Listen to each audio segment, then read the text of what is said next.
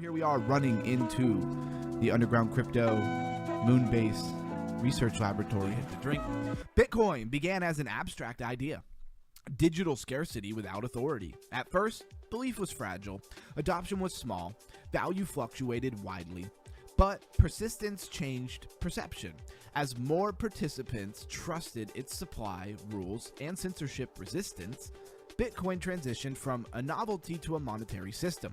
Value stabilized because belief became collective and enduring. Ethereum followed a different path. So over the course of the week in the series that we've been doing, this Raising Your Crypto IQ, about value in cryptocurrency or digital assets or whatever you want to call it whatever you want. Come up with a cool name for yourself since everybody seems entitled to do so. What makes value real anywhere across the board? It's kind of like a collective agreement or somebody with authority, like a government, saying, hey, this is worth money, right? Like property worth money, US dollar worth money, like whatever it is. So it's rather like the strong arm of an authority or just a collective social agreement that it's worth money. And therefore, value is a little bit more abstract than I think most people understand. Matter of fact, the one person who came in here pretty hot, the first day that we started this series, really proved the point, because like he really couldn't understand how value he really was coming from a place where value is just value, right? Things are just valuable because they're valuable. And he really didn't get many of the nuances of value, you know? And, like value's not connected to scarcity. I've never heard such a thing. It's always the opposite. And maybe I'm mixing it up. Maybe that's what he meant. But either way, value is very abstract. And that's what we keep talking about. Why am I saying this? Because that's basically what we've been saying all week, is we're trying to lay out the scenario for us as speculators to understand what is value, because that's what you're chasing, right? You're chasing number go up. What makes the number go up? Perceived value, agreed value, literal value, people putting money in the market cap, value going up. And that just doesn't happen for no reason. It's not a mystical thing. So what we're saying here is that it's at first an abstract idea, and then it moves into a scarcity without any authority, right? And then adoption comes in. And as adoption comes in, you get into this loop where like people use it, and because they use it, other people use it, and because other people use it, then trust comes in, and more people trust it because a lot of people use it, and then that makes it seem valuable, and you get in this loop that just runs something up. But at some point, there's a separation between everybody's bullishness and where they think something is going and how fast it can actually accomplish it. And at some point, it seems like people's expectations go to the moon and the asset isn't ready to go there yet, right? They only built half the rocket. They didn't fill it full of any fuel or anything, and it's just not ready to take off and go to the moon. But people are impatient, and they're not ready to wait for it to finish being built, put fuel in the rocket, and start that thing up. They're not ready for that. And so people lose confidence, they start jumping ship, and in the meantime, somewhere else in digital asset land, something else pops up that looks promising, and people jump ship and go to the next thing. Anyways, I'm gonna follow the story now and not just whatever I want to say. All right, but Ethereum followed a different path. Instead of scarcity alone, it offered capability, smart contracts. Developers could build programs that executed without external control. Applications required ETH for fees and computation, gas fees, usage-generated demand. As more systems depend on Ethereum, value embedded itself in activity rather than just speculation. DeFi extended this pattern. Protocols enabled lending, trading, and liquidity markets without intermediaries. Tokens represented participation in financial systems, and when they say without intermediaries, we're talking about decentralized exchanges. All right, value flowed from activities itself. Capital moving, markets forming, transactions executing, adoption creating economic gravity. Thousands of other tokens attempted similar growth but failed. They remain dependent on attention rather than usage. And this is the distinction that we've been trying to drive home more than just this week about value, but also several other series that we've done touch on the same point, is that is the coin that you're speculating on, that you are really excited about, Is it depending solely on hype, attention, like a pyramid scheme? Bringing new people in is the only thing keeping it alive.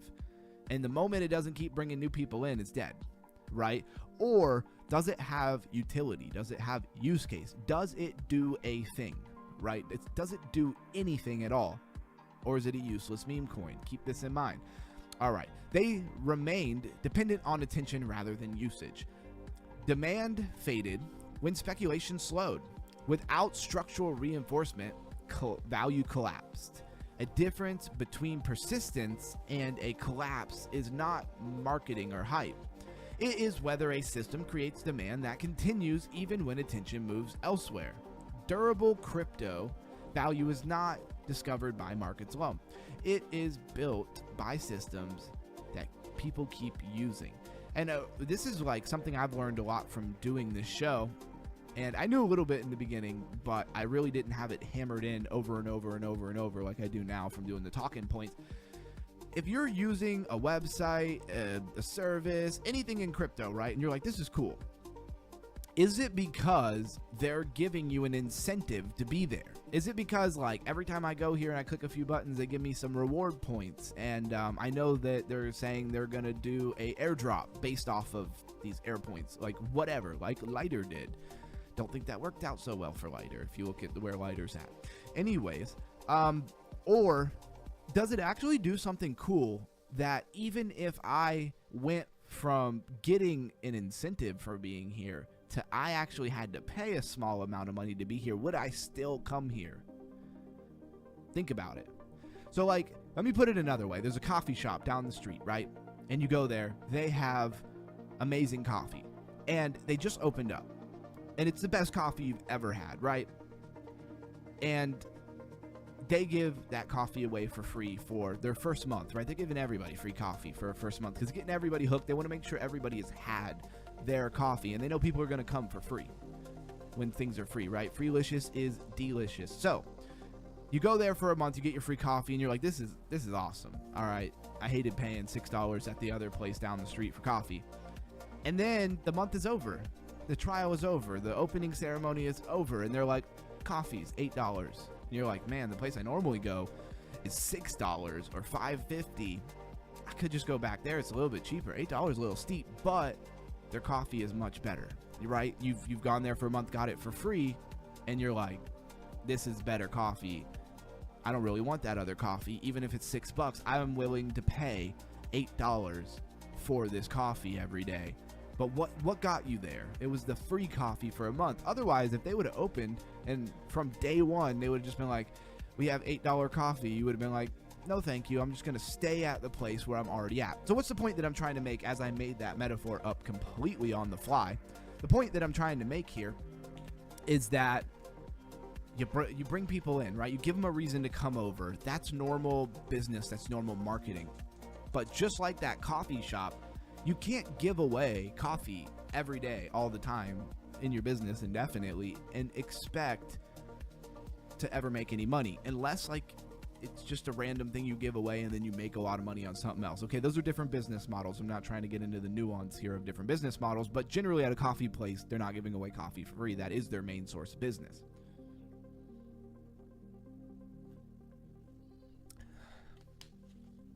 Does that make sense to anybody? Anybody care about a thing I just said? If not, more talking points, right? Let's continue to raise that crypto IQ on a Saturday night. If you are here with me on a Saturday night, smash that like button because you are exceptionary. If anyone knows about it, please, people check it. If anyone knows about, I assume he means Atla. Yeah, if anybody has the sauce on Atla, please let us know. All right, so Bitcoin monetary value through scarcity and trust. Look how they put that together. Only tinfoil hat was here. All right, Bitcoin created value as digital scarcity. Its fixed supply, decentralized issuance, and resistance to control established credibility. Over time, adoption reinforced the trust, monetary belief, stabilized value.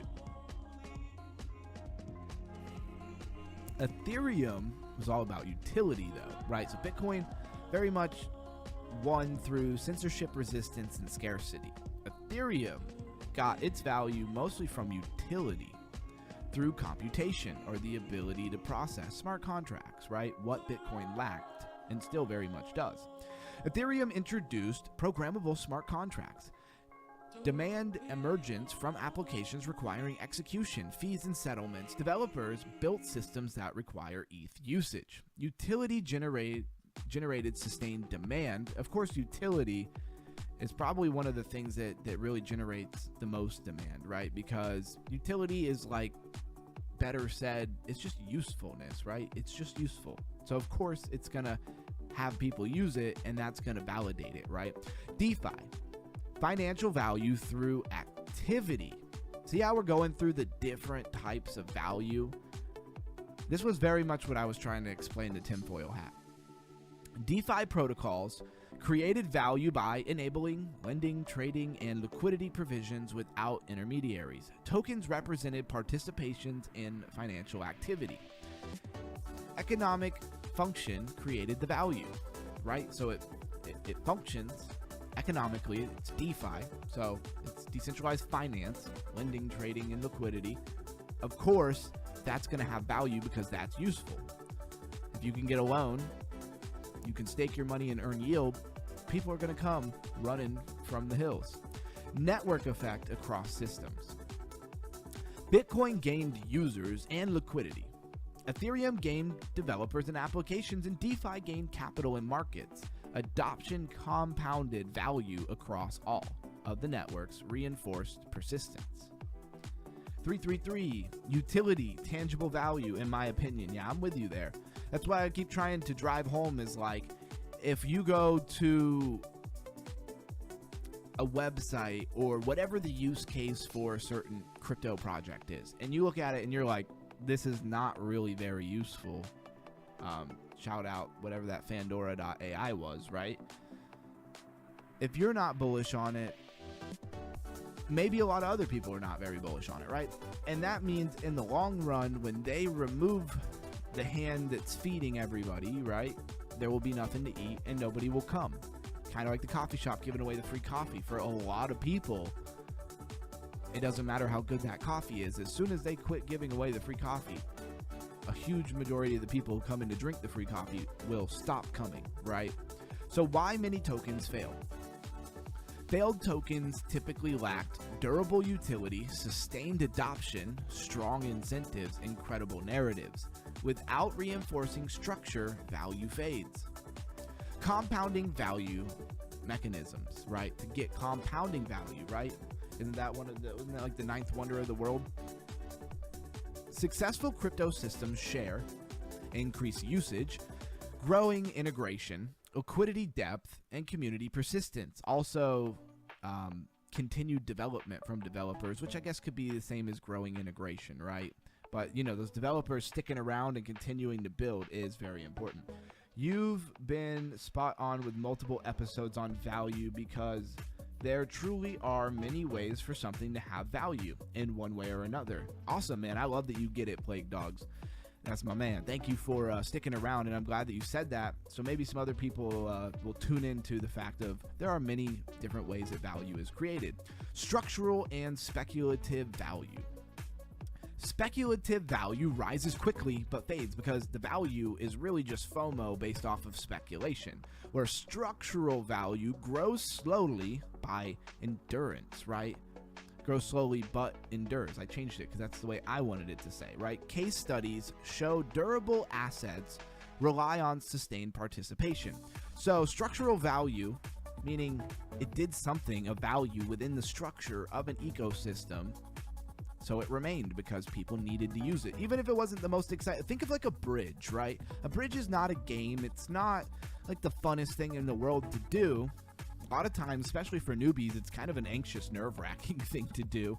And if you're trying to use the main bridge on Chronos ecosystem, you might just lose your money. I'm just throwing some shade out there because I'm still annoyed with that. But anyways, it has a function that matters, and therefore it's going to stay.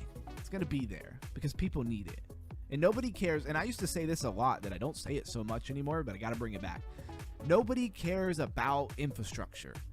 until you need it, right? Nobody gives a damn about a bridge from whatever asset to another asset until you're desperately trying to move Ethereum to Harmony 1, right? Like until you're trying to move it to some very obscure new upcoming blockchain that just went live and there's a bridge, and then you're able to do it, and then all of a sudden you're like, thank God for this bridge. I'm so smart I was able to figure this out. But you're not. Really, you're just very lucky that somebody had built the infrastructure. They had enough foresight to see that it was going to be needed. So structure determines longevity. Lessons across the different case studies here. Durable crypto value emerges from real demand, credible design, network growth, and long-term trust. These factors repeat across systems. Core insight here, crypto assets hold lasting value when systems create demand that persists beyond speculation. And there it is, guys. That's the